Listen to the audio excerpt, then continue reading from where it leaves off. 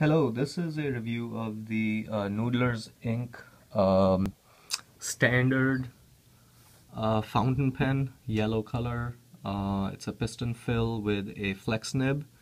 I've had this for a few months, maybe I'm gonna say 7 months or so. I don't have much use for it, but I bought it just for the heck of it, and I used it a couple of times to try it out, and then I put it in a drawer in my bedroom in a pen case.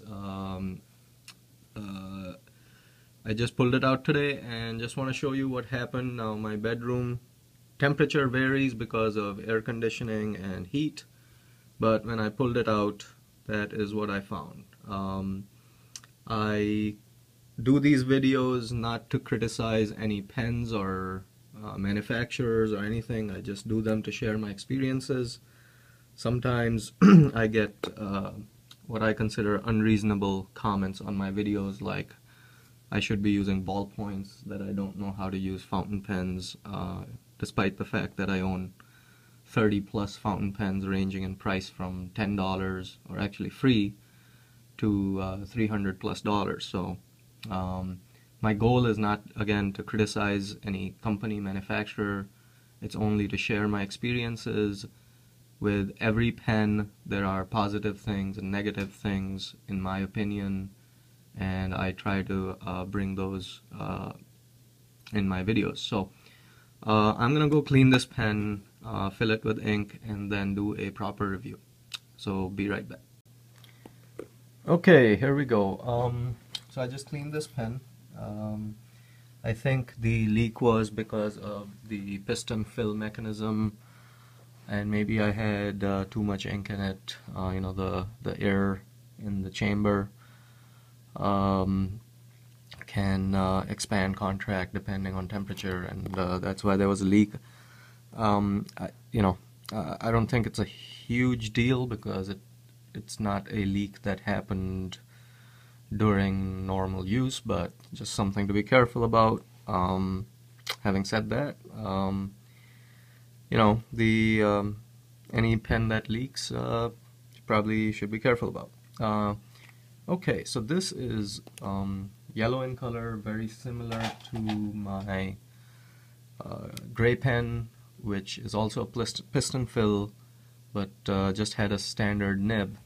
The yellow pen has the flex nib, and I did a review of the standard nib already. So let's try the flex nib.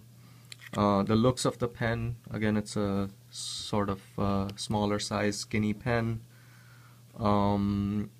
The plastic fit and finish, everything doesn't look very high-end, just because it's a $14 pen. But you know, for what price it is, I think it's a reasonable pen. Nothing great. But I would compare it to like a Nemesis pen, which for a $20–$25 price range can be a much better looking pen. Glossier plastic. On this yellow, I don't know if you can see, but it stains easily from inks and whatnot. But anyway, the nib, pretty standard. Let me see if I can focus here. Pretty standard Noodler's Ink nib. Just says Noodler's Ink Co. on it.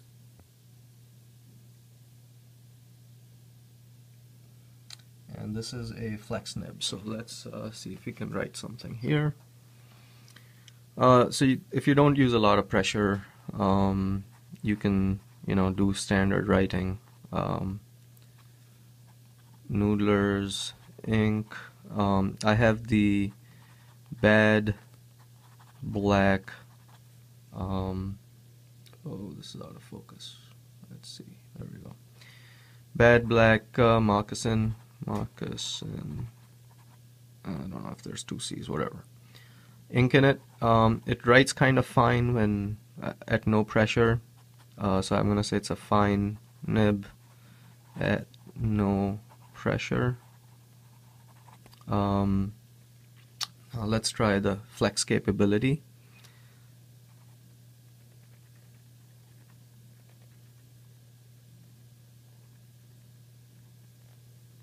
So it works pretty good.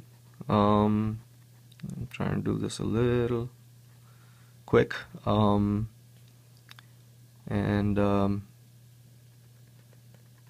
you can see, I mean, it works really, really nice. Little scratchy, I'm gonna say. It's not super smooth, but lays the ink down pretty good.